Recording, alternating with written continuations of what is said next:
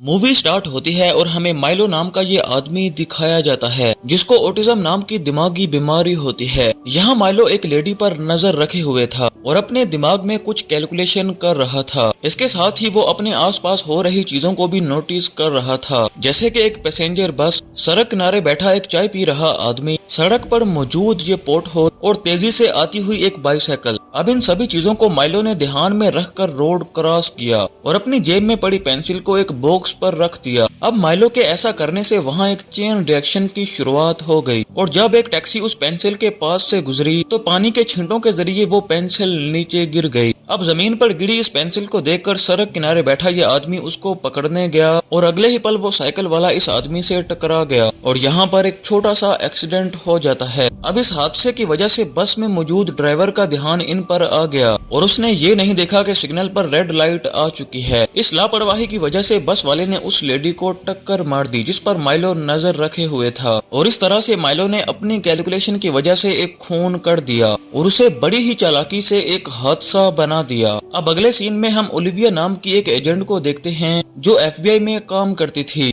आज ओलिविया काफी दिनों बाद ऑफिस आई थी क्योंकि पिछले मिशन में उसके सर पर चोट लग गई थी और इसीलिए ओलिविया को एक लंबी छुट्टी पर भेजा गया था। अब जब ओलिविया ऑफिस पहुंची तो चार्ली नाम के एक ऑफिसर ने उसका वेलकम किया। चार्ली इन सभी का हेड है और इस पूरे ऑफिस का सुपरवाइजर भी। इसके बाद हम FBI की चीफ बिशप को देखते हैं जो अपने ऑफिस में किसी से बातें कर रहा था। अब यहाँ पर बातें ये हो रही थी कि ओलिविया एक असली इंसान नहीं बल्कि एक क्लोन है और उसे दूसरे यूनिवर्स से बुलाया गया है। चीफ ने ऐसा इसलिए किया क्योंकि पिछले मिशन में उसकी जान चली गई थी। अब चूंकि ओलिविया उनकी सबसे बेस्ट एजेंट थी इसीलिए चीफ उसको खोना नहीं चाहता था और इसलिए उसने क्लोन के अंदर ओलिविया की सारी यादें डाल दी और उसे दोबारा से जिंदा कर दिया। अब थोड़ी देर बाद इनको उस हादसे के बारे में पता चलता है जहाँ पर एक बस ने लड़की को कुचल दिया था। यहाँ चार्ली सबको बताता है कि पिछले एक हफ्ते से ऐसा ही हो रहा है और हो न हो इसके पीछे जरूर किसी इंसान का हाथ है। अब थोड़ी देर बाद ये वहाँ पर पहुँचे और वहाँ मौजूद लोगों से पूछताछ करने लगे। इस इन्वेस्टिगेशन को ली नाम का एक ऑफिसर लीड कर रहा था जिसका चेहरा पूरी तरह से जला हुआ था। यहाँ चार्ली ने उस डेड बॉडी की जांच की और उसके फिंगरप्रिंट से पता चला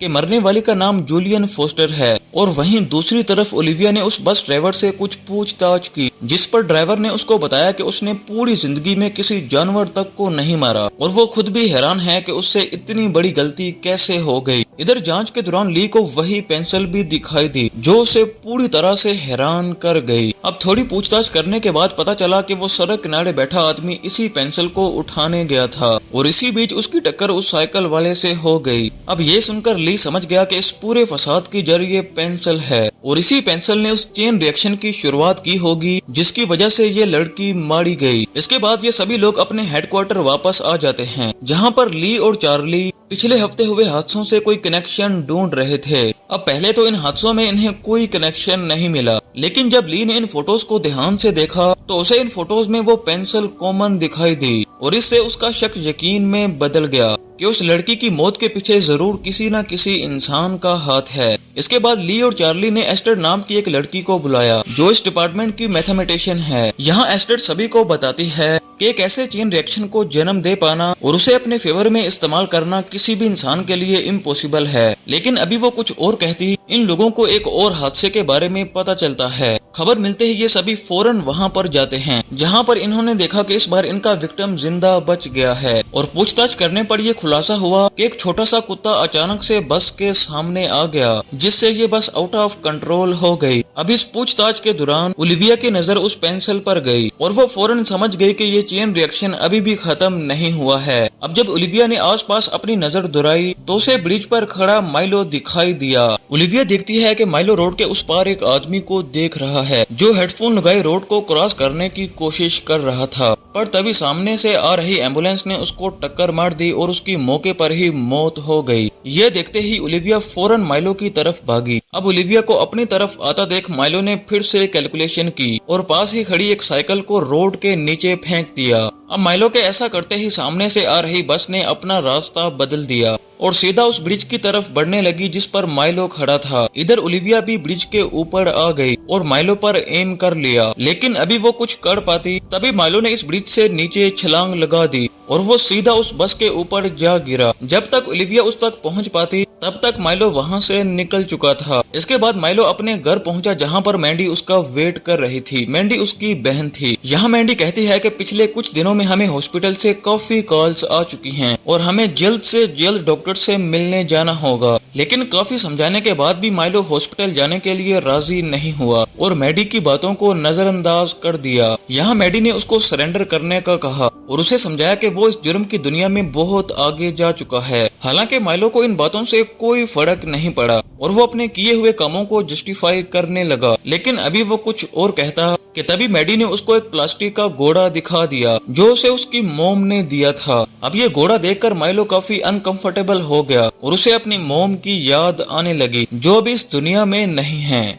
अब इसके बाद हम एजेंट ली को देखते हैं जिसे रेगुलर स्किन चेकअप के लिए हॉस्पिटल लाया गया था। अब चैम्बर में जाने से पहले ली ओलिविया को कहता है कि तुम उन तीनों लोगों के बीच में कोई कनेक्शन ढूंढो जो इस हादसे में मारे गए। अब इन बातों को ध्यान में रखकर ओलिविया अपने हेडक्वार्टर पहुंची और इन तीनों विक्टिम्स के बीच में कोई कनेक्शन ढूंढने की कोशिश करने लगी। अब थोड़ी जांच के बाद ओलिविया को पता चला कि जो 3 लोग उस हादसे में मारे गए थे वो सभी एक ही हॉस्पिटल में काम करते हैं। इसके बाद ओलिविया ने ये सारी जानकारी चार्ली को दी और वो दोनों फौरन उस हॉस्पिटल में पहुंच गए। यहाँ पर ओलिविया की नजर कुछ मरीजों पर गई जो सेम टू सेम वही पेंसिल यूज कर रहे थे जो उन्हें क्राइम सीन पर मिली थी। थोड़ी देर बाद ये दोनों डॉक्टर लेवन से मिले और उन्हें उन तीनों विक्टिम्स की फोटो दिखाई। डॉक्टर लेवन ने उन तीनों लोगों की पहचान की और बताया कि ये तीनों लोग इसी हॉस्पिटल में काम करते थे और एक खास एक्सपेरिमेंट का हिस्सा थे। इस एक्सपेरिमेंट में हम दिमाग से पागल लोगों का इलाज करते हैं और एक खास दवाई के जरिए हम उनके मेंटल आईक्यू को बढ़ा देते हैं और फिर इस प्रोसेस को रिवर्स करके उनके मेंटल आईक्यू को नॉर्मल कर देते हैं। इसके बाद डॉक्टर ने उन्हें कुछ पेशेंट की वीडियोस दिखाई और इन वीडियोस में ओलिविया ने माइलो को नोटिस किया। अब डॉक्टर लेवन ने उनको बताया कि माइलो भी उनका एक पेशेंट है और इस एक्सपेरिमेंट का हिस्सा है। एक्सपेरिमेंट के बाद माइलो को उसकी बहन की देखभाल में घर भेजा गया और 1 हफ्ते बाद दोबारा से हॉस्पिटल आने को कहा गया ताकि इस एक्सपेरिमेंट को रिवर्स करके उसकी दिमागी आईक्यू को नॉर्मल किया जा सके। और जब 1 हफ्ते बाद हॉस्पिटल वालों ने उसको कॉल की तो उसने वापस आने से मना कर दिया और अपना फोन स्विच ऑफ कर दिया। अब माइलो की बहन का पता लगते ही ओलिविया ने उससे मिलने का फैसला किया और फौरन हॉस्पिटल के बाहर आ गए, लेकिन वो इस बात से अनजान थे कि माइलो भी अब उनके पीछे पड़ चुका है। माइलो उन दोनों को ऊपर से देख रहा था। अब थोड़ी देर बाद ओलिविया और चार्ली माइलो के घर पहुंचे जहां उनकी मुलाकात मैडी से हुई। उन्होंने मैडी से माइलो के बारे में पूछा जिस पर मैडी ने जवाब दिया कि उसे माइलो के बारे में कुछ भी नहीं पता। अब यहाँ पर इन दोनों को शक हो गया कि मैडी जरूर इनसे कुछ छुपा रही है, इसलिए ओलिविया ने उसे माइलो के किए मर्डर्स के बारे में बताया और उसे समझाया कि माइलो का आजाद घूमना कितना ज्यादा डेंजरस है। इस बातचीत के दौरान जब चार्ली घर की तलाशी ले रहा था तब ओलिविया ने मैडी को अपनी बहन के बारे में बताया जो अब इस दुनिया में नहीं है। ये सुनकर मैडी को बहुत ही ज्यादा बुरा लगा क्योंकि कुछ महीने पहले ही उसने भी अपनी मोम को खोया था। अब इस मिलते जुलते हालात ने मैडी के दिल में हमदर्दी बढ़ दी और उसने ओलिविया को माइलो के बारे में कुछ जानकारी दी। मैडी ने बताया कि उस एक्सपेरिमेंट के बाद माइलो का दिमाग काफी तेज हो चुका है और अब वो अपनी कैलकुलेशन को यूज करके कुछ भी कर सकता है और उसकी कैलकुलेशन को एकदम से रोकने के लिए उसे वो घोड़ा दिखाना होगा जो हमें हमारी मोम ने दिया था। इसके बाद मैडी ने ओलिविया को एक लिफाफा दिया जिसके अंदर माइलो का एड्रेस था। यहाँ मैडी ने ओलिविया से कहा कि अब वो ये घर छोड़कर जा रही है क्योंकि वो माइलो की इन हरकतों से तंग आ चुकी है। अब एड्रेस मिलते ही ये दोनों उस होटल में जा पहुँचे जहाँ माइलो पिछले कुछ दिनों से रुका हुआ था। वहीं दूसरी तरफ हम माइलो को देखते हैं जो होटल की खिड़की के ऊपर खड़ा होकर कुछ कैलकुलेशन कर रहा था। वो अपने सामने मौजूद कंस्ट्रक्शन एरिया को देख रहा था जहाँ लो ऑक्सीजन का बोर्ड लगा हुआ था। दरअसल इस कंस्ट्रक्शन एरिया में धूल मिट्टी काफी ज्यादा थी और यहाँ सांस लेने के लिए एक ऑक्सीजन पंप की जरूरत थी। अब माइलो ने अपनी कैलकुलेशन की और ओलिविया को जान से मारने का प्लान बनाया। माइलो का प्लान ये था कि वो ओलिविया को इस कंस्ट्रक्शन एरिया तक लाएगा और जब ओलिविया ऑक्सीजन लेने के लिए साइड पर होगी वो सीमेंट के ब्लॉक्स उस पर गिरा गिरा देगा। अब माइलो की कैलकुलेशन के हिसाब से ओलिविया और चार्ली वहाँ पर आ जाते हैं। यहाँ ओलिविया की नजर माइलो पर गई, जो कि रोड के दूसरी तरफ खड़ा था। अब ओलिविया को देखते ही माइलो उस कंस्ट्रक्शन एरिया की तरफ भागने लगा और ये देखकर ओलिविया भी उसके पीछे भागने लगी। अब ओलिविया, जो कि क्लोन है, जो कि दूसरे यूनिवर्स से आई है, वो बिना कुछ सोचे समझे यहाँ इस कंस्ट्रक्शन एरिया में आ जाती है। अब ओलिविया के ऐसा करने से माइलो की सारी कैलकुलेशन गलत हो गई और जिन ब्लॉक्स के नीचे देखकर वो ओलिविया को मारना चाहता था, ओलिविया उनसे भी बच निकली। अब अपनी कैलकुलेशन को गलत होता देख माइलो पूरी तरह से शॉक हो गया और ओलिविया के हाथों पकड़ा गया।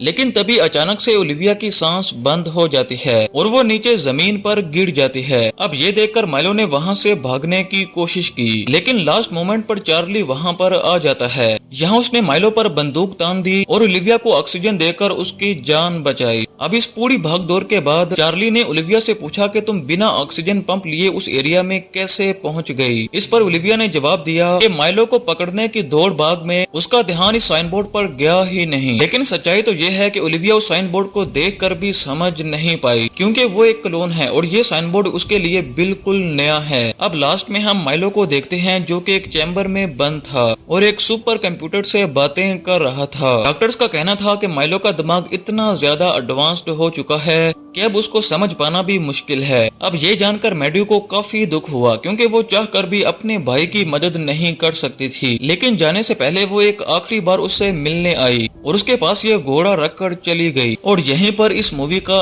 एंड हो जाता है।